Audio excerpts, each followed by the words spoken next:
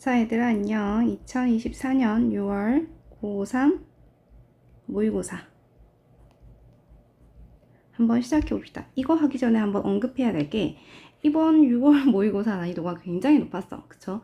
특히나 29번부터 시작해서 40번까지 29번에서 40번까지 거의 모든 문제가 사실 오답률 10 속에 속했던 질문들이죠.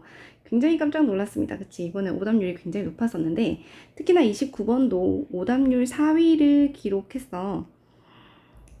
82%의 오답률을 보이더라. 굉장히 높았습니다. 정답은 일단 2번이었는데 가장 많은 정답을 체크한 게 3번과 5번이더라고. 우리 일단 왜 정답이 2번이 되는지부터 한번 파악을 해보도록 합시다. 잠깐 지우고 설명할게요. 자, 보세요. 내가 너한테 질문을 하나 할게. give는 무슨 뜻이야? 자, 잠깐 멈췄을 때 give가 무슨 뜻이야? 라고 했을 때 너의 머릿속에 떠오른 게 주다 라고 한다면, 이렇게만 생각했다면 이건 다음에 나와도 또 틀려요. 왜냐하면 give는 누구에게 무엇을 주다입니다. 정확히 말할게. 원래 3형식도 되고 4형식도 돼요. 그런데 수능에서는, 고등학교에서는 압도적으로 4형식으로 훨씬 더 많이 써. 무조건 훨씬 더 많이 써요. 거의 90% 이상이 4형식으로 에게 을를 형태로 씁니다. 밑에도 나와 있잖아요. giving someone에게 테스트. 그치? give는 4형식 동사라고 그냥 머리에 딱 박아 놓는 게 훨씬 더 이득일 거야.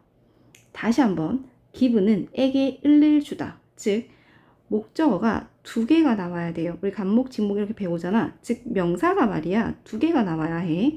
근데 2번을 기준으로 보면 힌트라는 명사가 하나 있어요. 그리고 전치사 플러스 명사가 한 세트를 이루어서 힌트를 꾸며줄 거란 말이야. 근데 또 다른 명사가 등장하지 않아. 하나밖에 없다고요. 그러면 얘는 무조건 틀린 거야. 그럼 왜 그럴까? 라고 봤더니 이 give가 에게라는 말을 주어로 가지게 되면 동사는 is, given이 되고, 물론 주어에 따라 수일치 되는 건 알고 있죠. is given이 되고 뒤에 나와 있던 직접 목적어는 그대로 내려와. is given 명사가 되는 거죠. 지금처럼 목적어가 하나밖에 없는데 전치사가 없었다면 그러면 얘는 students가 are given으로 바뀌어야 정상인 겁니다. are given으로 바뀌어야 돼요. 그러면 가끔 이렇게 질문할 수 있잖아. 아니, 나는 에게 을을에서 을을이 내려올 수도 있잖아요. 라고 하면 말이죠. 을을을 문장에 주어로 갖게 되면 동사는 어쨌든 is given이 돼요. 물론 수일치에 따라 달라집니다. 그리고 이 에게라는 말 앞에 말이야, 전치사 to가 붙어야 돼요. 그래서 is given to 명사가 됩니다. is given to 사람, 이렇게 되겠지. 그래서 문장 구조가 이렇게 형성될 거다라는 거 머릿속으로 갖고 있어야 돼. 어쨌든 given은 얘야. 무조건 에게 을을 주다. 4형식 동사로 외워야 다음에서 틀리지 않을 수 있어요. 자, 반대로 우리 3번하고 5번을 굉장히 많이 했더라. 3번을 보면 관계 부사 외열이잖아. 그치? 그럼 관계 부사 자리에 해당하는 3번, 관계 부사에 해당하는 이 외열은 이 자리가 관계 대명사의 자리는 아닐까라고 생각해 보는 거죠. 관계 부사를 외열로 볼 거야. 외열을 보는 순간 관계 부사가 떠올라야 되고, 관계 부사 대 관계 대명사의 규칙이 적용되겠구나 라고 생각하는 거죠. 관계 부사의 규칙은 이렇죠. 앞에 선행사, 장소든 시간이든 선행사가 하나 있고 관계 부사가 있고, 뒷문장은 완전한 형태가 돼요. 문장에서 부사가 빠져서 합쳐진 거니까. 반대로 관계 대명사는 말이야, 앞에 선행사가 있어. 사람, 사물, 동물에 해당하는 선행사가 존재해요. 그리고 관계 대명사가 나오지. 그 다음에 불완전 문장이야. 말 그대로 뒷문장에서 명사가 빠져서 문장을 합친 거였거든. 그러니까 결국 얘들 둘의 차이는 앞이 아니라 뒤를 보는 겁니다. 완전 대 불완전이죠. where를 기준으로 the correct answer이 주어, need가 동사, to BPP. 여기가 BPP라고 수동이라고 썼잖아. 그러면 앞에 to 부정사는 무시해버리고 뒤에 목적어 없네. 이것만 체크하면 되죠. 그래서 완벽한 형태를 이루었네. 그래서 얘는 관계부사가 맞네를 생각하는 겁니다. 그쵸? 다음에 혹시 관계부사가 문제가 나오더라도 이 자리가 관계부사가 맞는지 관계대명사의 자리인지 그거 먼저 생각해 봐야 돼요. 자, 그 다음에 5번으로 해볼게요. 5번을 하기 전에 잠깐 치울게.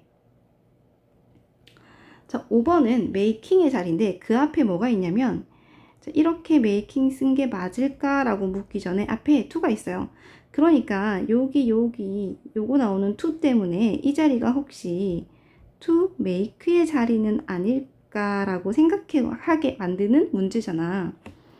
우리가 아는 to make는 to 부정사이고 이때 making은 동명사거든. 그러니까 결국 이 to가 전치사의 to인가 아니면 to 부정사의 to인가 를 놓고 고민을 하게 하는 문제가 돼요. 만약 to 부정사였다면 앞에 나오는 단어를 꾸미게 될 거니까 뭐뭐 하는, 뭐뭐 할 이렇게 해석해 줄 거야. 그쵸?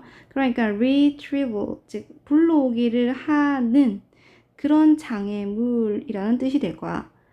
그 다음에 making을 쓰면 전치사라서 무엇에 관한, 뭐뭐에 대한 이렇게 쓸 거거든. 자, 그러면 이거 어떻게 해야 돼? 라고 할 때 불러오기를 만들어주는 장애물, 불러오기를 만드는 것에 관한 장애물 이렇게 했을 때 말이야. 한 세트로 그냥 외워놓는 게 가장 좋은데요. 너가 해석할 때 조금 더 자연스러운 거 선택하면 될 거야. 그래서 뭐뭐에 관한 장애물, 뭐뭐 할 장애물은 좀 이상하잖아. 그치? 뭔가 뛰어넘어야 할 장애물은 괜찮은데 불러오기 할 장애물 좀 이상하잖아. 불러오기에 관한 장애물 이게 조금 맞는 표현이죠. 그래서 이때 to가 전치사였다는 거. 그래서 여기가 ing가 동명사로 썼다는 거를 조금 외우면 좋을 것 같아. 해석상으로 풀면 해석상으로 풀 수도 있고요. 아니면 그냥 barrier to ing 이렇게 외워도 되고요. 근데 이렇게 한번 나왔으니까 다음 시험에 barrier이 또 나와서 to ing를 묻는 유형은 나오지 않을 거라는 거. 얘랑 비슷한 유형이 approach가 있잖아.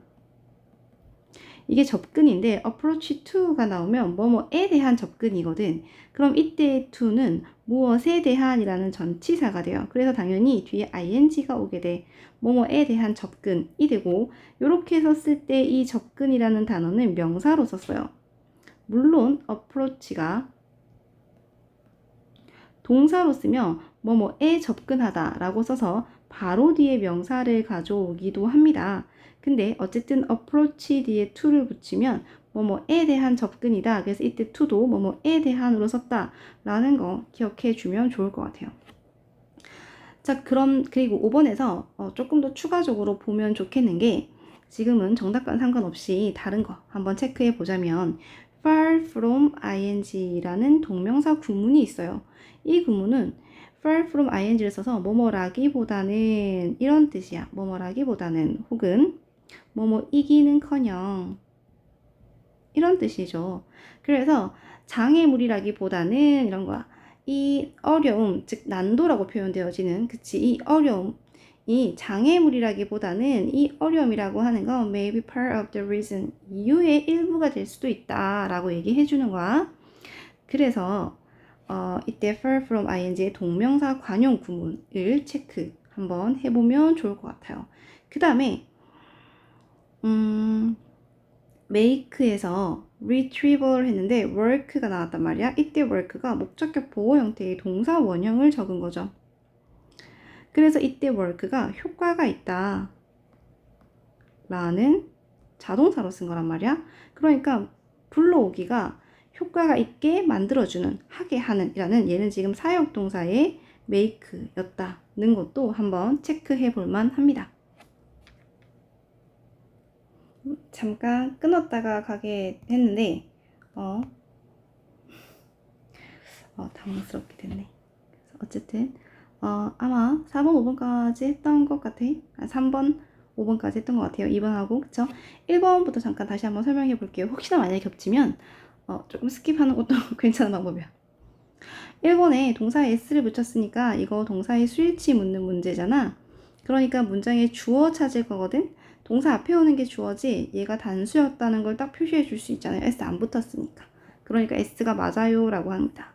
우리 4번을 조금 해석해 봐야 되는데 4번에 dame을 보는 순간 이 두 가지가 기억나면 좋겠어. dame을 보는 순간 이 자리가 it은 아닌 건지 한번, 즉 복수명사인 건지 아니면 단수명사인 건지를 한번 체크해 보는 거죠. 첫 번째 유형. 그 다음 두 번째 유형은 dame을 보는 순간 이 자리가 혹시 제기대명사에 해당하는 themselves는 아닐까를 한번 생각해 보는 거죠. 그래서 이 제기대명사. 기본적으로 제기대명사는 주어와 목적어가 서로 같을 때 쓸 겁니다. 라는 거. 그쵸? 자, 이렇게 두 개의 유형을 풀기 위해서는 기본적으로 해석을 해야 되거든. 그러니까 선지 중에서 가장 나중에 푸는 게 좋겠다. 보기 중에서. 자, 나머지들이 정답이 다 맞다고 생각된다면 그때 해석을 요하는 문제를 푸는 것이 아마 효율적으로 풀 수 있는 내용이지 싶다. 자, 우리 4번을 보면 여기부터 여기까지야. 그쵸? 여기서도 딱 보이죠? 기부를 보는 순간 에게 을을이었단 말이지. 자, 그래서 누군가에게 테스트를 보여주는 건데 immediately after they learn something. 자, 그들이 무언가를 배운 직후에 테스트를 하는 건 보유력을 향상시킨대. improves retention. 근데 less 붙였잖아요. 보유력을 덜 향상시킨다 그랬거든. 그러니까 좋다, 좋지 않다 라고 묻는다면 좋지 않다 라는 걸 머릿속으로 생각해야 돼요. Then giving them a slight delay. 여기서도 보이지? 힌트가 나왔잖아요. give가 에게 을을이었다고. 자, 그들에게 약간의 딜레이였어. 이때 말하는 그들은 앞에 나왔던 얘네, 즉 학생을 지칭하게 될 거겠지. 그러니까 학생들에게 약간의 지연을 줄 때보다 덜 효율적이다, 덜 향상시킨다. 근데 그 약간의 지연이라는 걸 한 번 더 설명해 봅시다. long enough so that이죠. 충분히 길게야, 뭐 하도록 충분히 길게인 거냐면 정답이 are not in mind. 우리 마음에 없는 만큼 충분히 길게. 자, when they need them. 즉 그들, 즉 학생들이 말이야. 그것들을 필요로 할 때야. 학생이 자기 자신을 필요로 하는 걸까? 아니면 학생이 정답을 필요로 하는 걸까? 정답을 필요로 하겠네요. 그러니까 이때 s 붙어 있는 복수명사였기 때문에 them을 쓰는 것이 맞다라는 거죠.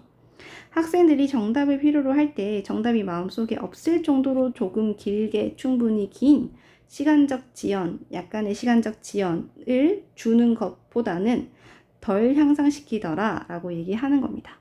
자, 그래서 이렇게 해석해야 되는 선지는 가장 나중에 푸는 것이 시간적 효율을 높이는 거다. 29번을 통해서 우리가 가장 기억해야 되는 건 give라는 동사는 에게 을을 주다. 에게 을을 주다 라는 형태였다는 거. 이렇게 사형식으로 외워야 된다.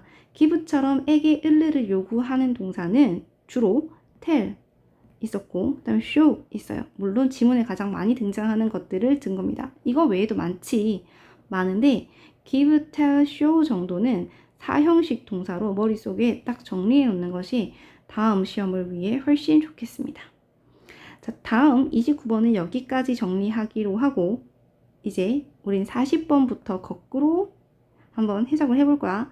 근데 이 40번부터 시작해서 오답률이 만만치 않더라고. 지금 40번은 그래도 68% 정도, 68.3%의 오답률을 기록하고 있던데, 전체적인 내용은 조금 헷갈릴 수 있었으나, 그죠?